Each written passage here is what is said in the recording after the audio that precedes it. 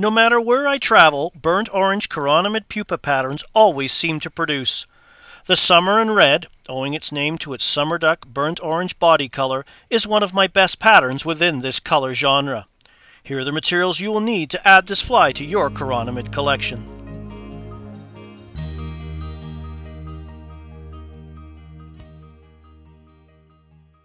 So I'm now going to tie a summer in red. It's one of my most productive chironomid patterns in recent years. Into the vise I've got a number 10 straight eye scud hook. I've slid a 7/64 bead onto the hook.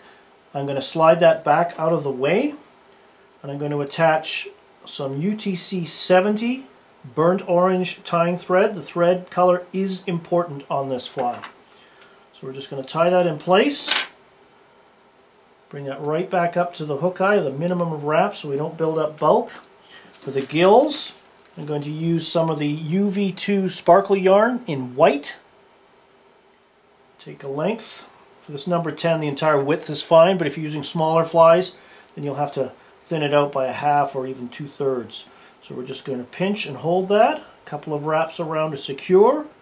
1 or 2 under the front to cock it up a bit. And then I'm going to secure this back about, imagine that the bead is going to slide over here, so I want this tie-off area to be outside of the bead because I'm going to use it to help build up the underbody. So I'm just going to snip it off, carry on, and continue covering the butts down and help start to build the taper. And then I'm going to pull off a length of thread and whip finish. And if I'm tying a bunch of summer and reds, this is a step I would do. I would gill a whole pile of hooks all at once and then put the beads on separately. But since we're tying this as a one-off, we'll do it as we are now, right now. So we're just going to sweep all that forward, moisten our fingers, helps gather all those strands, slide our bead. I have the narrow end facing the eye of the hook. And push that forward and then reattach our burnt orange UTC 70 tying thread directly behind the bead and work it down. And by doing this, the butt section of the gill material helps with two purposes. First of all, I get to recover it with tying thread, which adds durability. And it also helps build up the slight taper in the front third of the abdomen that all the natural chironomid pupa have. So I've taken the tying thread back up to the front, and then for the ribbing material on this, we're going to use some 1/69 inch or smaller of the red holographic mylar. I'm just going to hold that up to the side of the hook, get that tied in, pull it a little bit, and then secure that all the way down the hook shank along the near side. So along and down, I'm just pulling that ribbing material under a little bit of tension towards me. That'll help keep it placed on the side of the hook. I'm going to come back up, open spirals to just in front of the hook point for safety's sake, so that thread doesn't get damaged by the hook point. And then for the overbody, I'm just going to use some clear scud back, just a little bit of protection and added depth. So this is why the thread color is important, because the overbody material is clear. So there's the scud back. I'm going to come in and I'm going to trim on an angle, trim the scud back to a point. I'm going to tie that scud back in by that point. This eases the tie-in process. And once I'm confident I've got a hold of it, then I'm going to pull on it to reduce my bulk. I'm pulling as hard on it as I dare. We're just going to run that tying thread all the way down, and then I'm going to spin the bobbin counterclockwise. This will take the twist out, flatten my wraps, and wind that forward. And I want to build a nice, smooth, even thread underbody. I want to cover up all of that.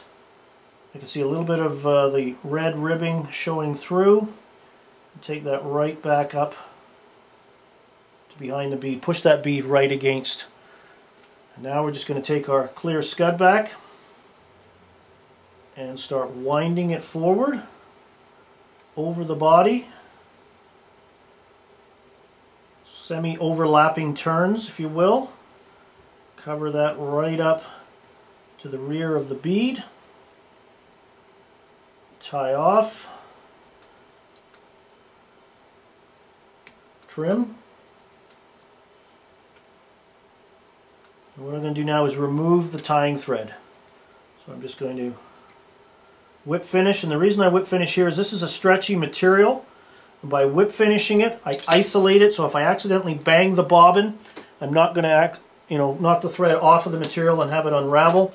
And then to finish the balance of the fly, because it's going to have a little peacock shoulder, I'm going to use some olive or black tying thread because that'll blend in better with the peacock herl than the burnt orange thread.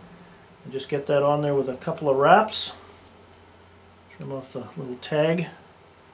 And now we're just going to take our ribbing material, and I'm going to form a little red butt by going around the rear of the body 3 to 4 times. Just to build that up.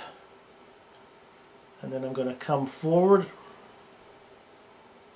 open spirals, just get into a nice rhythm with the material.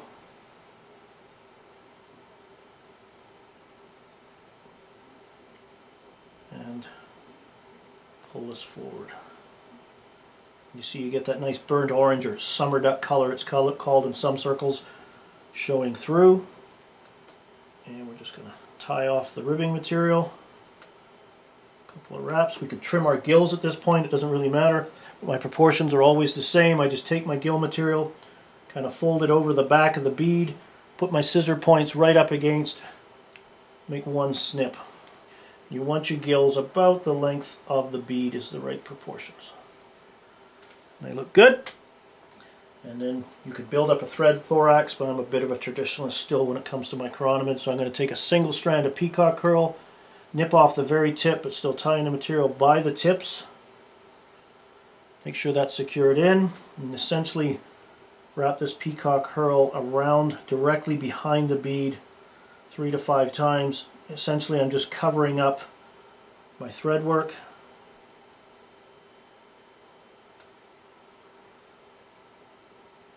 Trim that off. Give a small coating of brushable super glue to my tying thread. Let that carry that right in so I don't accidentally mat down any of the peacock herl fibers. A couple of wraps, and then we'll just do about a 3-turn whip finish. That in conjunction with the super glue should make it nice and durable. You can see by changing our thread color that blends in a lot nicer than the burnt orange thread, although you certainly could do that. And now we're just going to give this the body of the fly a little coating. We're going to use some UV clear finish in thin formula. So rather than just directly apply it to the body of the fly, I'm just going to put a little dab on a dubbing needle, bodkin, and just use that to distribute that all around. The beauty of this UV thin, it's nice and thin enough to flow, but yet not drip or run all over the place. Like a thinner coating like nail polish or even the brushable super glue, which I do use from time to time, but this is just an alternative that works very well. It's going to sit there, and it's really not going to do anything. I can rotate the vise. You can see I get a nice luster in there because the rib is sitting on top of the scud back and the thread underbody, and then all I got to do to activate it is hit it with the curing lamp and just rotate that around and let that sit. If you want to add even more luster, I know some tires will actually put another coating of nail polish on here, but this works pretty good. This fly's very effective. It's proven itself, this kind of color combination. This, along with my collaborator, which you can also see on our YouTube channel, is this summer duck or burnt orange and body combination has worked for me all over Western North America, from Canada, Manitoba, and in Canada, British Columbia, and into the States, into Montana, Idaho. All works well, so that's nice and cured there. And there is the finished summer and red. For more information on fly fishing, and stillwater fly fishing in particular, please visit my website at flycraftangling.com. Here you will find fishing tips, fly patterns, articles, information regarding my seminars and schools, along with links to my blog and mine and Brian Chan's online Stillwater Fly Fishing Shop. You can also visit our store directly at stillwaterflyfishingstore.com. In addition, you can also follow me through my social media channels, including Facebook, Twitter, and Instagram. Thanks for watching, and please take the time to watch my other tying videos as well.